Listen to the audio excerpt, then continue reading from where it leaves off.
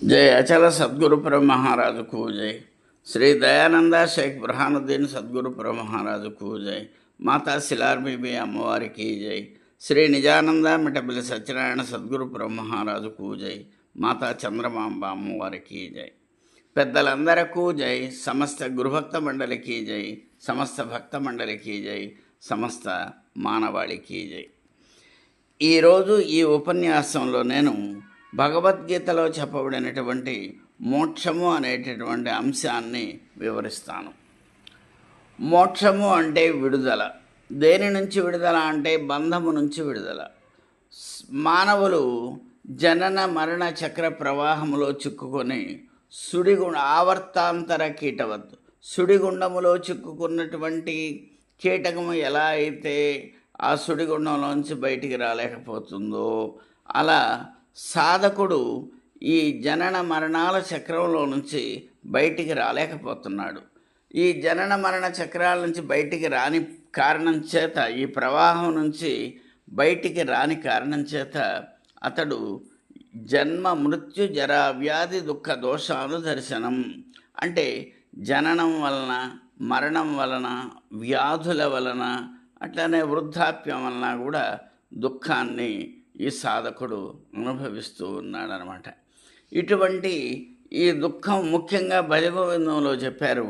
పునరపి జననం పునరపి మరణం పునరపి జనని జఠరే శయనం ఇహ సంసారే బహుదుస్తారే కృపయా పారే పాహి మురారే. అంటే ఎవరైతే వీళ్ళు మానవులు ఉన్నారో వీళ్ళు జననము మరణము, మళ్ళీ మధ్యలో తల్లి గర్భములో 9 మాసాలు ఉండటం, ఇదంతా కూడా దుఃఖంతో కూడుకున్నది. కాబట్టి ఈ దుఃఖంతో కూడుకున్నటువంటి ఈ జనన మరణ చక్ర ప్రవాహంలో నుంచి విడుదల కాండి అని శంకరాచార్యుల వారు కూడా చెప్పడం జరిగింది. ఇప్పుడు ఈ ఉపన్యాసంలో నేను భగవద్గీత మోక్షము అంటే భగవద్గీతలో మోక్షానికి చెప్పబడినటువంటి వివిధ రకాలైనటువంటి సాధనలు, పద్ధతులు ఏవైతే ఉన్నాయో వాటిని సాధ్యమైనంత సంక్షిప్తంగా చెప్పే ప్రయత్నం చేస్తాను. మొట్టమొదట భగవద్గీత యొక్క 4వ అధ్యాయము జ్ఞానయోగం 9వ శ్లోకము. జన్మ కర్మచమే దివ్యం ఏవం యో వేత్తి తత్వతః త్యక్త్వా దేహం పునర్జన్మనైతి మామేతి స్వర్చన. ఈ అధ్యాయం ప్రారంభంలో శ్రీకృష్ణ పరమాత్మ ఏం చెప్పాడు అంటే, అర్జున ఇమం వివస్వతే యోగం ప్రోక్తవానహం అవ్యయం వివస్వాన్ మనవే ప్రాహామనురిక్ష్వాకవే బ్రవీత్. నేను ఈ జ్ఞానాన్ని పూర్వం సూర్యుడికి చెప్పాను. సూర్యుడు మనువు ఇక్ష్వాకునకు చెప్పాడు. ఇలా ఉన్నటువంటి ఈ జ్ఞానం మధ్యలో అనర్హుల చేతికి చిక్కిన కారణం చేత కొంచెం మసకబారింది. మళ్ళీ అటువంటి జ్ఞానాన్ని నేను నీకు ఇప్పుడు చెప్తున్నాను అన్నాడు. అర్జునుడికి అర్థం కాలేదు. సూర్యుడు ఎప్పటి నుంచో ఉన్నవాడు, వెనకటివాడు, ఎన్నో లక్షల వేల సంవత్సరాల క్రిందటివాడు. మరి శ్రీకృష్ణుడా తన ఎదుటనే ఉన్నాడు. 30-40 ఏళ్ళు ఎక్కువేమో అంతే. అయితే ఇప్పుడున్నటువంటి శ్రీకృష్ణ పరమాత్మ ఎప్పుడో ఎక్కడో మరి చాలా పూర్వకాలంలో మరి సూర్యుడికి ఎలా చెప్పాడు అది అర్థం కాలేదు. అందుకనే అడిగాడనమాట. అపరం భవతో జన్మ పరంజన్మ వివస్వత కథమేతద్విజానీయం త్వమాదౌ ప్రోక్తవానతి. అంటే నువ్వు నా ఎదుట ఉన్నావు, ఇప్పటికీ కొద్ది వయస్సు మాత్రమే మీరు నాకంటే ఎక్కువ. ఎప్పుడో ఉన్నటువంటి సూర్యుడికి మీరు చెప్పారు అంటూ నాకు అర్థం కావట్లేదు అంటే అప్పుడు పరమాత్మ చెప్పాడు, అర్జున ఈ భూమి పుట్టిన కాడించి, ఈ సృష్టి ప్రారంభం కాడించి నువ్వు నేను ఎన్నో జన్మలు ఎత్తుతూ ఉన్నాము. నాకైతే నా జన్మలు తెలుసు, నీ జన్మలు కూడా తెలుసు. కానీ నీకు నీ జన్మలు తెలవు, నా జన్మలు కూడా తెలవు. ఈ జన్మల రహస్యాన్ని ఇక్కడ చెబుతూ ఉన్నారు. ముఖ్యంగా ఇక్కడ ఈ అధ్యాయంలోని 6వ శ్లోకం అద్భుతమైనటువంటి శ్లోకం. అజోపి సన్ అవ్యయాత్మ భూతానాం ఈశ్వరోపి సన్ ప్రకృతిం స్వామధిష్టాయ సంభవామ్యాత్మమాయయా. అర్జున, నువ్వు తెలుసుకో ఏంటి అంటే, ఆ అంటే లేదు, జ అంటే జన్మ. జ అంటే జన్మ, ఆ అంటే లేదు. అజ, నాకు జన్మ లేదు. అయినా కూడా నేను తరుగుదల లేదు. మళ్ళీ ఈ భూత ప్రకృతి లేదా ఈ భూత ప్రపంచాన్ని సర్వజీవులకు కూడా నేను అధినాయకుణ్ణి, ఈశ్వరుణ్ణి, ప్రభువును. అయితే నాకైతే వాస్తవంగా ఆకారం లేదు. ఆకారం లేకపోయినప్పటికీ కూడా ఒక్కొక్కసారి ఈ ప్రకృతిలో లేదా ఈ సృష్టిలో జరుగుతున్నటువంటి చెడుని అరికట్టి మంచిని ప్రోత్సహించడానికి, ధర్మానికి ఎప్పుడైనా హాని ఎక్కువ కలుగుతున్నప్పుడు ఆ ధర్మాన్ని రక్షించడానికి నేను జన్మలు ఎత్తుతాను. వాటిని అవతారాలు అంటారు. ఆ తాత్కాలిక ప్రయోజనం కోసం ఆ అవతారం ఎత్తి నేను ఆ తాత్కాలికంగా ఏ లక్ష్యం కోసమైతే అవతారం ఎత్తానో ఆ అవతారంలో ఆ లక్ష్యాన్ని పూర్తి చేస్తానన్నమాట. ఏం చేస్తుంది? ప్రకృతిం స్వామధిష్టాయ. నేను ప్రకృతిని ఆదేశిస్తాను. ఏమని? నాకు ఒక ఆకారాన్ని ఇవ్వమని. నేను సూచించినటువంటి ఆకారాన్ని ప్రకృతి నాకు ఇస్తుంది. దాన్ని ఏమంటారు అంటే అవతారము అంటారన్నమాట. ఇటువంటి ఈ అవతార రహస్యాన్ని, అంటే ఇక్కడ ఉన్నటువంటి రహస్యం ఏంటి అంటే, పరమాత్మకు అసలు జన్మ లేదు, ఆకారం లేదు. కానీ అవసరాన్ని బట్టి ధర్మాన్ని కాపాడటానికి, సాధువులను రక్షించడానికి అవతారాలు ఎత్తుతాడు అనేటటువంటిది రహస్యం. ఇది ఎవరైతే తెలుసుకుంటారో ఇక్కడ చెప్పాడు పరమాత్మ. 9వ శ్లోకం, అద్భుతమైన శ్లోకం. జన్మ కర్మచమే దివ్యం ఏవం యోవేత్తి తత్వతః. ఇగో నా జన్మ కర్మలు ఇలా ఉంటాయి, నేను అవతారాలు ఇందుకు ఎత్తుతాను. ఇటువంటి విషయాలన్నీ తాత్వికంగా ఎవరైతే తెలుసుకుంటారో, ఏవం యోవేత్తి తత్వతః త్యక్త్వా దేహం, వారు దేహాన్ని విడిచాక మళ్ళీ ఇంకో దేహాన్ని ధరించరు. ఏమవుతారు? వారు నన్నే చేరుకుంటారు. నన్ను చేరుకొని నాలోనే లీనమవుతారు. వారికి మళ్ళీ జన్మలు ఉండవు అని చెప్పడం జరిగింది. అది 4వ అధ్యాయంలో 9వ శ్లోకం అలా చెప్పడం అనేటటువంటి జరిగిందనమాట. అయితే 6వ అధ్యాయంలో ఏం చెప్పారు అంటే, ఎత్రోపరమతే చిత్తం నిరుద్ధం యోగసేవయా ఎత్ర చైవాత్మనాత్మానం పశ్యన్నాత్మాని తుష్యతి. అంటే ఈ మొత్తము జ్ఞానంలో మోక్షానికి చేరుకోవాల్సినటువంటి ఈ ఘట్టంలో ముఖ్యమైనటువంటి అంశం ఇక్కడ ప్రస్తావించారనమాట పరమాత్మ. అర్జున, నీ దేహములో ఆత్మ ఉన్నది, నీ దేహములో ఆత్మ ఉన్నది. నీ దేహములో ఉన్న ఆత్మను నీ మనసు ద్వారా నువ్వు చూడాలి. నీ దేహములో ఉన్న ఆత్మను నువ్వు నీ మనసు ద్వారా దర్శించాలి, అవగాహన చేసుకోవాలి, అనుభూతి పొందాలి. అలా ఎవరైతే అనుభూతి పొందుతారో ఎత్తద్బుద్ధిగ్రాహ్యమతీంద్రియం, వారికి నిరతిశయమైనటువంటి అంతులేనటువంటి ఆనందం కలుగుతుంది. వారి యొక్క బుద్ధి ఇంద్రియ స్థితిని దాటి అతీంద్రియ స్థితికి చేరుకుంటుంది అని కూడా ఇక్కడ చెప్పడం అనేటటువంటి జరిగింది. మళ్ళీ 13వ అధ్యాయంలో 55వ శ్లోకంలో ఏం చెప్పారంటే, క్షేత్రజ్ఞయోరేవ మంతరం జ్ఞానచక్షుష భూత ప్రకృతి మోక్షంచ ఏ విదుర్యాంతి తే పరాం. అంటే క్షేత్రము, క్షేత్రజ్ఞుడు అంటే జడము, చైతన్యము అనేటటువంటివి. అంటే క్షేత్రజ్ఞ సంయోగము వల్లనే జీవులు ఏర్పడతారని ఎవరు తెలుసుకుంటారో వారికి భూత ప్రకృతి మోక్షంచ, ఈ ప్రకృతి బంధనాల నుంచి విడుబడతారు, వారు నన్ను చేరుకుంటారు అని కూడా ఇక్కడ చెప్పటం జరిగింది. దీనినే జ్ఞానచక్షువు. ఎవరైతే తమ జ్ఞానచక్షువు ద్వారా, అంటే తమ జ్ఞానము ద్వారా, తమ యొక్క పరిశీలన ద్వారా, ఆధ్యాత్మిక అవగాహన ద్వారా క్షేత్రము, క్షేత్రజ్ఞుల మధ్య ఉన్నటువంటి ఆ భేదాన్ని గ్రహించిన వారు ఎవరైతే ఉంటారో, ఏ సాధకుడైతే ఉంటాడో, అప్పటి వరకు ఆయన ప్రకృతి లోబడి ఉన్నవాడు, ప్రకృతికి అధీనుడై ఉన్నవాడు ఉండి జన్మలు ఎత్తుతూ ఉన్నాడు. ఇప్పుడు అతడు ఆ ప్రకృతి బంధనాల నుంచి భూత ప్రకృతి మోక్షంచ, ఇవి తెలుసుకున్నటువంటి వాడు ఆ భూత ప్రకృతి అంటే మామూలుగా అవిద్య లేక ప్రకృతి అని చెప్పబడేటటువంటి మాయ ఏదైతే ఉందో దాని నుంచి విడిబడి నన్ను పొందుతాడు అని కూడా ఇక్కడ చెప్పడం అనేటటువంటిది జరిగిందనమాట.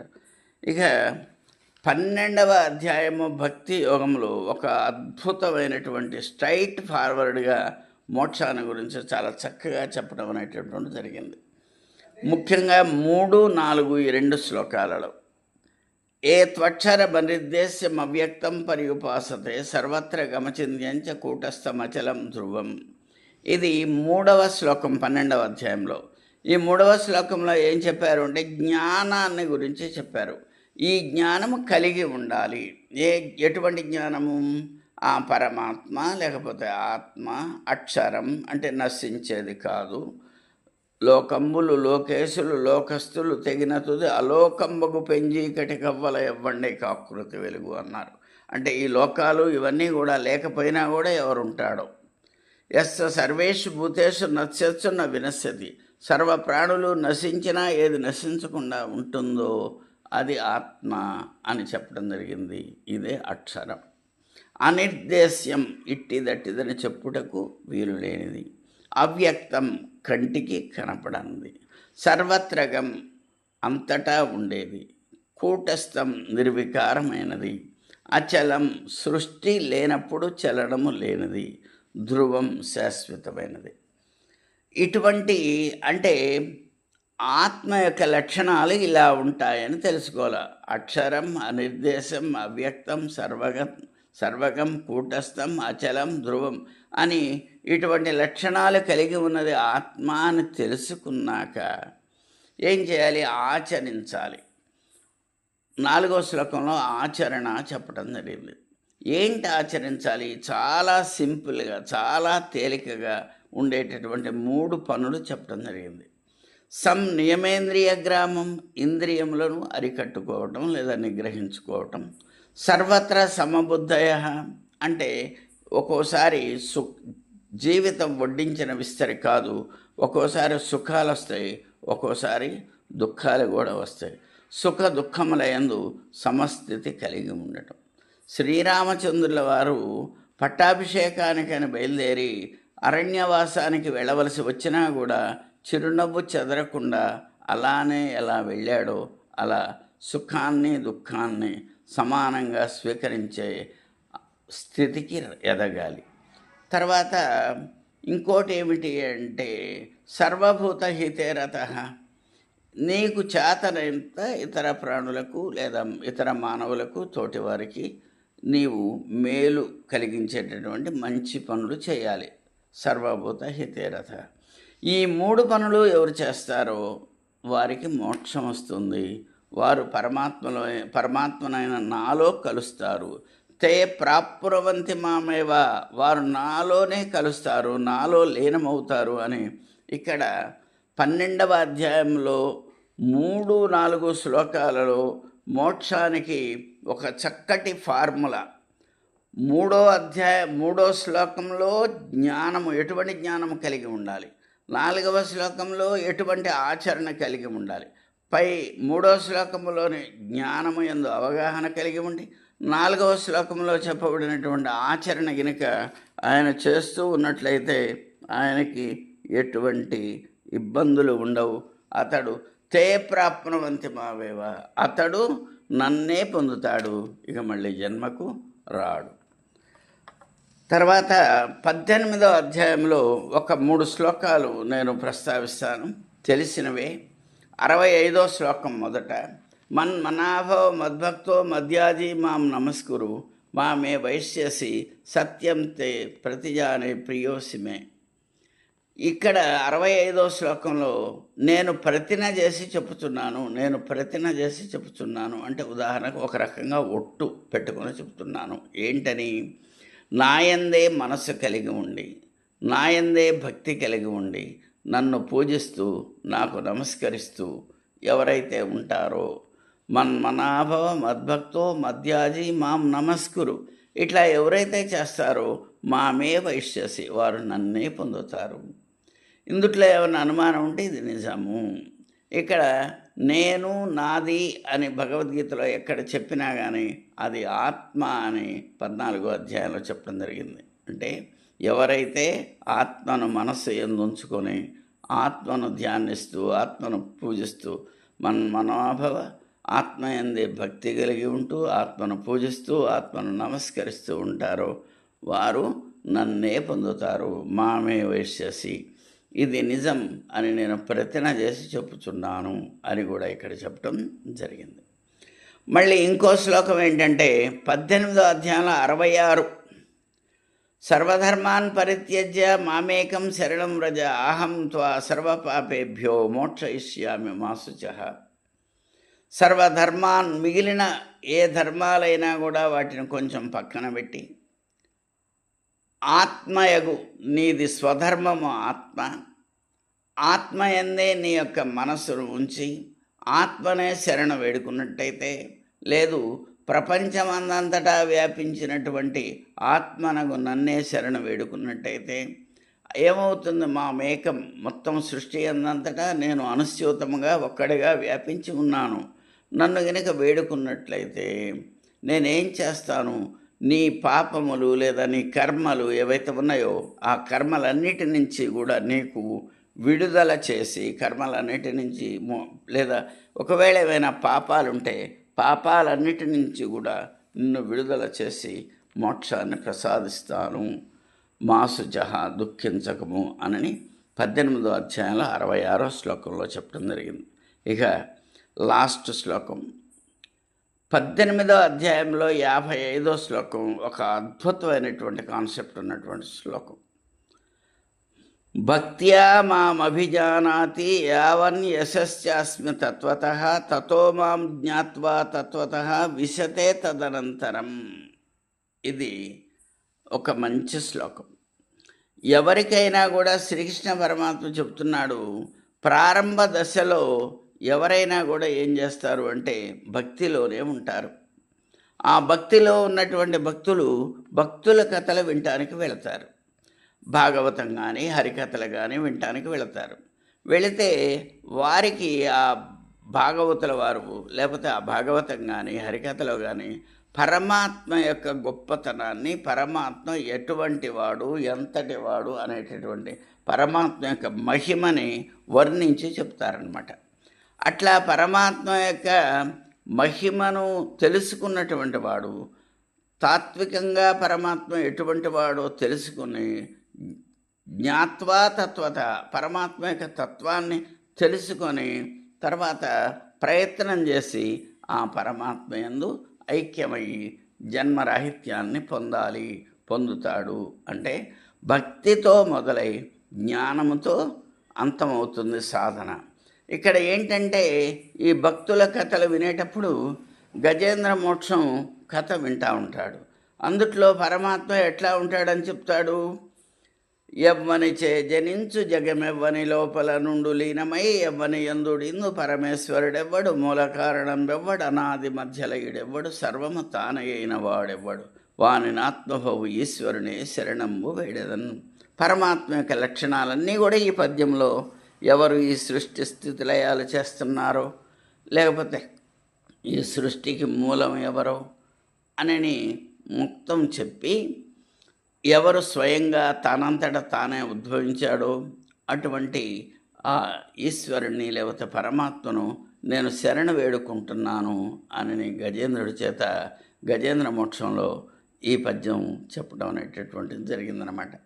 లేదు ప్రహ్లాద చరిత్రలో నరసింహస్వామి లేకపోతే హిరణ్యకశిపుడు ఇట్లాంటి సందర్భంలో హిరణ్యకశిపుడు నీ దేవుడు ఎక్కడున్నాడు అని అడిగితే అప్పుడు చెప్తాడనమాట.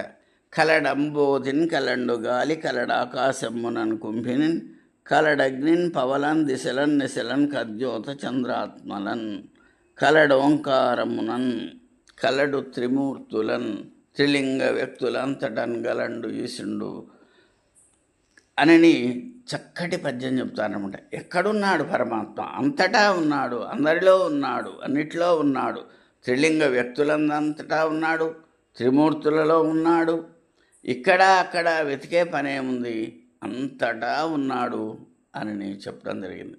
ఈ రకంగా భక్తుల కథల ద్వారా మొదట భక్తిలోకి ప్రవేశించి భక్తుల కథలను వింటూ ఆ భక్తుల కథల్లో ఉన్నటువంటి పరమాత్మ యొక్క మహిమ, అతడు ఎంతటి వాడు ఎట్టివాడో తెలుసుకొని అతన్ని తాత్వికంగా తెలుసుకొని తర్వాత విశతే తదనంతరం తర్వాత ఆ పరమాత్మ యందు అతడు ప్రవేశించాలి.